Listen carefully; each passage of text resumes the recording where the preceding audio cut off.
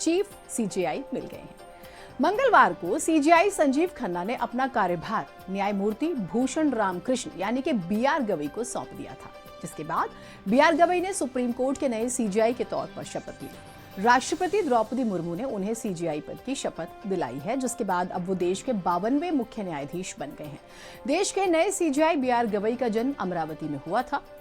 उसके बाद उन्होंने वहीं से अपनी पढ़ाई पूरी की और नागपुर विश्वविद्यालय से बीए एलएलबी की डिग्री हासिल की। सीजेआई बीआर गवई ने 1985 में अपने वकालत के करियर की शुरुआत की।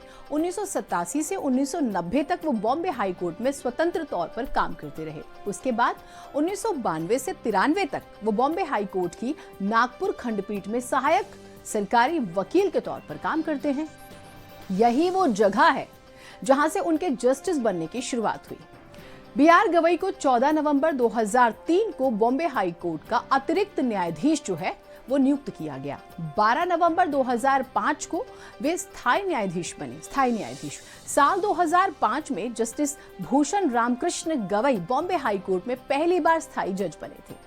उसके बाद साल 2019 में उनकी नियुक्ति सुप्रीम कोर्ट के जस्टिस के तौर पर हुई। यहां पर उन्होंने करीब 300 फैसले सुनाए, जिसके बाद अब बीआर गवई को भारत का नया चीफ जस्टिस नियुक्त किया गया है। Justice Bhushan Ramkrishna Gavai electoral bond scheme को खारिज करने वाली बेंच का हिस्सा थे। इसके साथ ही वो नोटबंदी के खिलाफ दायर अर्जियों पर सुनवाई करने वाले बेंच में भी शामिल थे। अगर सैलरी की बात करें, ये रोचक जानकारी है, आपको होनी चाहिए, तो भारत के मुख्य न्यायाधीश की सैलरी 2,80,000 रुपए प्रति महीने होती है। आज शपथ लेने के बाद जस्टिस बीआर गवई देश के दूसरे दलित मुख्य न्यायाधीश भी बन गए हैं।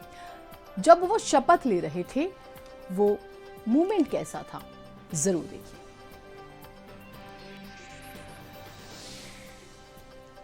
रामकृष्ण गवई जो भारत के उच्चतम न्यायालय का मुख्य न्यायमूर्ति नियुक्त हुआ हूँ, जो भारत के उच्चतम न्यायालय का मुख्य न्यायमूर्ति नियुक्त हुआ हूँ, सत्यनिष्ठा से प्रतिज्ञा करता हूँ सत्यनिष्ठा से प्रतिज्ञा करता हूँ कि मैं विधि द्वारा स्थापित भारत के संविधान के प्रति मैं विधि द्वारा स्थापित भारत के संविधान के प्रति सच्ची श्रद्धा और निष्ठा रखूंगा। सच्ची श्रद्धा और निष्ठा रखूंगा। मैं भारत की प्रभुता और अखंडता अक्षुण्ण रखूंगा। मैं भारत की प्रभुता और अखंडता अक्षुण्ण रखूंगा तथा मैं सम्यक प्रकार से और श्रद्धापूर्वक तथा अपनी पूरी योग्यता, ज्ञान और विवेक से मैं सम्यक प्रकार से और श्रद्धापूर्वक तथा अपनी पूरी योग्यता, ज्ञान और विवेक से अपने पद के कर्तव्यों का, अपने पद के कर्तव्यों का भय या पक्षपात, अनुराग या देश के बिना पालन करूंगा। भय या पक्षपात, अनुराग या देश के बिना पालन करूंगा तथा मैं संविधान और विधियों की मर्यादा बनाए रखूंगा। तथा मैं संविधान और विधियों की मर्यादा बनाए रखूंगा।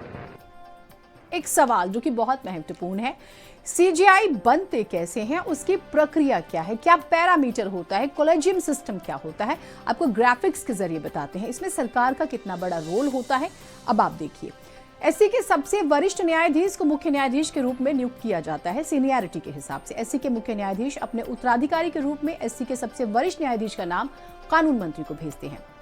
कानून मंत्री इस सिफारिश को प्रधानमंत्री के पास भेजते हैं और फिर राष्ट्रपति के पास नाम जाता है। राष्ट्रपति इस सलाह पर विचार करने के बाद मुख्य न्यायाधीश की नियुक्ति को स्वीकार करते हैं। नियुक्ति के बाद नए मुख्य न्यायाधीश को राष्ट्रपति द्वारा पद और गोपनीयता की शपथ दिलाई जाती है।